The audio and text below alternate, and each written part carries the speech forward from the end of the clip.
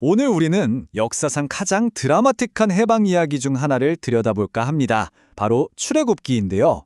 노예였던 한 무리의 사람들이 어떻게 하나의 국가로 탄생하게 되는지 그 장대하고 기적 같은 여정을 함께 따라가 보시죠. 이야기는 바로 이 구절에서 시작되는데요. 정말 강력하죠. 이 한 문장에 앞으로 펼쳐질 그 모든 감정의 무게가 실려 있다고 해도 과언이 아니에요. 이건 그냥 힘들겠구나 하고 지켜보는 게 아니라 이제 곧 행동에 나서겠다는 선언 같은 거거든요. 과연 어떤 행동일까요? 자, 그럼 이야기의 첫 장을 열어볼까요? 한때는 손님으로 환대받았던 이스라엘 백성이 이집트 땅에서 도대체 어떻게 그렇게 끔찍한 상황에 놓이게 됐는지 거기서부터 시작해볼게요. 시간이 흐르고 세대가 바뀌면서 모든 게 달라집니다. 성경에선 요셉을 알지 못하는 새로운 왕이라고 표현하는데 바로 이 새로운 파라오가 등장한 거예요. 이 파라오 눈에는 이스라엘 백성이 점점 늘어나는 게 축복이 아니라 언제 우리 뒤통수를 칠지 모르는 잠재적인 위협으로 보였던 거죠. 이 두려움은 곧바로 아주 체계적이고 또 잔인한 억압으로 이어집니다. 처음에는 거대한 도시를 짓게 하는 강제 노역 이런 걸로 시작했어요. 근데 그걸로는 성에 안 찼던 거죠. 그래서 히브리 산파들한테는 남자아기가 태어나면 아무도 모르게 죽여라 이런 비밀 명령까지 내려요. 근데 산파들이 그걸 거부하니까 이제는 아예 대놓고 갓 태어난 사내 아이는 모조리 나일강에 던져버려라 하고 끔찍한 공개 명령을 내리기에 이릅니다. 정말 이 깊은 절망의 한가운데서 한 남자가 등장합니다. 두 세계 사이에 끼어버린 남자. 이 이야기에 정말 예상치 못했던 영웅이죠.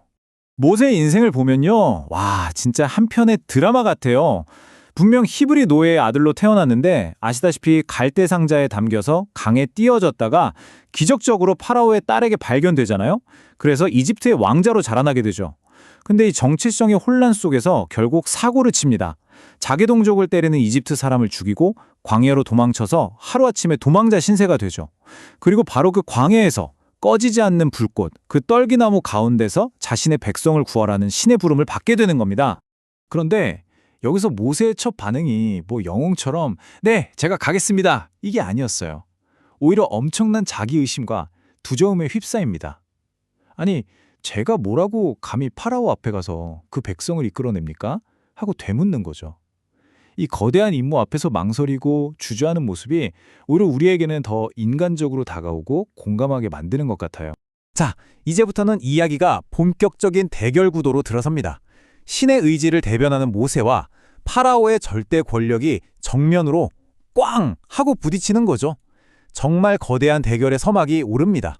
이 대결 구도는 아주 명확해요. 모세는 신의 이름으로 내 백성을 보내라고 요구하고 스스로를 신이라고 생각했던 파라오는 아주 오만하게 거절하죠. 여호와가 누군데 내가 그 말을 들어야 하냐고요. 이 질문은 그냥 실어가 아니에요. 이건 신과 신의 전쟁을 선포하는 거나 마찬가지였습니다. 근데 참 아이러니하게도 이 해방을 위한 첫 시도는 오히려 노예들의 삶을 더 힘들게 만들었어요. 모세의 요구에 잔뜩 화가 난 파라오가 이제까지 주던 집도 안 주고 똑같은 양의 벽돌을 만들라고 명령해버린 거예요. 고통이 정말 2배가 된 거죠. 그리고 이때부터 성경에서는 한 가지 아주 중요한 구절이 계속해서 반복됩니다. 바로 파라오의 마음이 완악해졌다는 구절이에요. 이게 그냥 파라오가 고집이 세다는 걸 넘어서 앞으로 이집트에 닥칠 그 끔찍한 재앙들의 명분이 되어줍니다.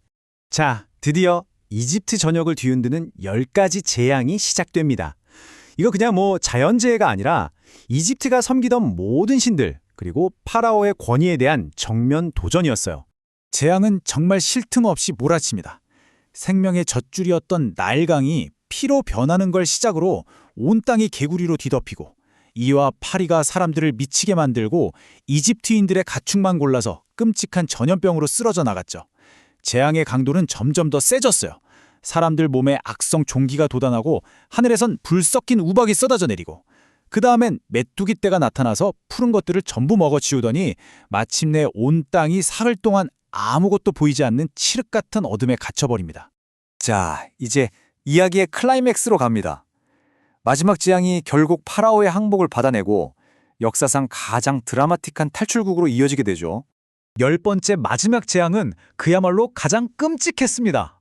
왕좌에 앉은 파라오의 맏아들부터 감옥에 갇힌 노예의 맏아들까지 이집트 땅의 모든 처음 난 것, 모든 장자의 죽음을 예고한 거예요.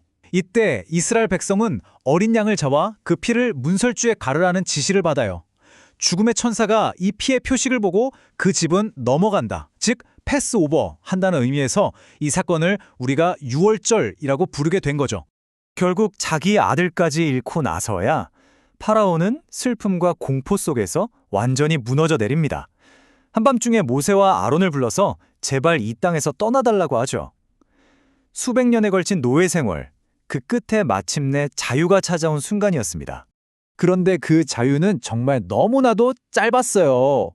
금세 마음이 바뀐 파라오가 이집트의 모든 정예 병력을 이끌고 미친 듯이 추격해온 겁니다. 상황을 보세요. 앞에는 거대한 홍해가 가로막고 있고 뒤에서는 이집트 최강의 군대가 먼지를 일으키며 쫓아오고 있어요. 이건 뭐 완벽한 함정이죠? 정말 이게 그토록 바라던 자유의 끝이었을까요? 백성들은 공포에 질려서 차라리 이집트에서 노예로 사는 게 나았다고 울부짖기 시작합니다. 바로 그때 모세가 이렇게 외치죠. 두려워하지 말고 가만히 서서 오늘 여호와께서 여러분을 위해 행하시는 구원을 보십시오. 맹렬하게 쫓아오는 군대의 분노, 또 백성들의 그 패닉 상태와는 완전히 대조되는 아주 고요하면서도 강한 믿음이 느껴지는 순간이에요. 그리고 정말 믿을 수 없는 일이 벌어집니다. 바다가 갈라졌습니다. 밤새도록 강한 동풍이 불어서 바닷물을 양쪽으로 밀어내고 좌우에 거대한 물벽이 생긴 그 마른 땅을 이스라엘 백성은 걸어서 건넙니다. 자, 이제 이야기의 마지막 장입니다. 육체적으로 자유를 얻는 건 사실 시작에 불과했어요. 이제는 그 노예라는 정체성을 벗어던지고 하나의 공동체, 하나의 민족으로 거듭나야 했죠. 홍해를 건너 자유를 얻은 이스라엘 백성은 시나이 광야로 들어서게 됩니다. 그리고 바로 그곳 시내산 앞에서 새로운 사회의 기틀이 될 법, 율법을 받게 되죠. 이 순간이 바로 뿔뿔이 흩어져 있던 노예 부족이 법과 언약을 가진 하나의 민족으로 변모하는 순간이라고 할 수 있겠습니다. 그 중심에는 바로 십계명이 있었습니다. 이게 새로운 사회의 도덕적 뼈대가 된 거죠. 십계명은 크게 두 부분으로 나눠볼 수 있어요. 첫 번째는 신과의 관계에 대한 거예요.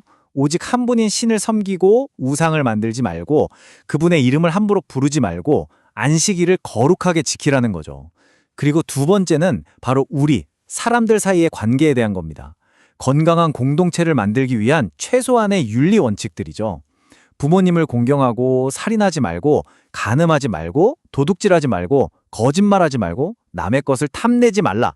바로 이 계명들이 새로운 이스라엘이라는 국가의 기본 틀을 제공한 겁니다.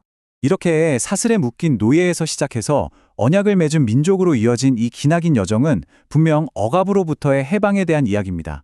하지만 이야기는 여기서 끝나지 않고 시대를 관통하는 아주 근본적인 질문 하나를 우리에게 던지는 것 같아요. 진정한 자유란 과연 뭘까? 그리고 그토록 원하던 자유를 얻었을 때 우리는 과연 무엇을 위해 또 어떻게 살아가야 하는가? 여러분에게 만약 그런 절대적인 자유가 주어진다면 여러분은 무엇을 세워나가시겠습니까?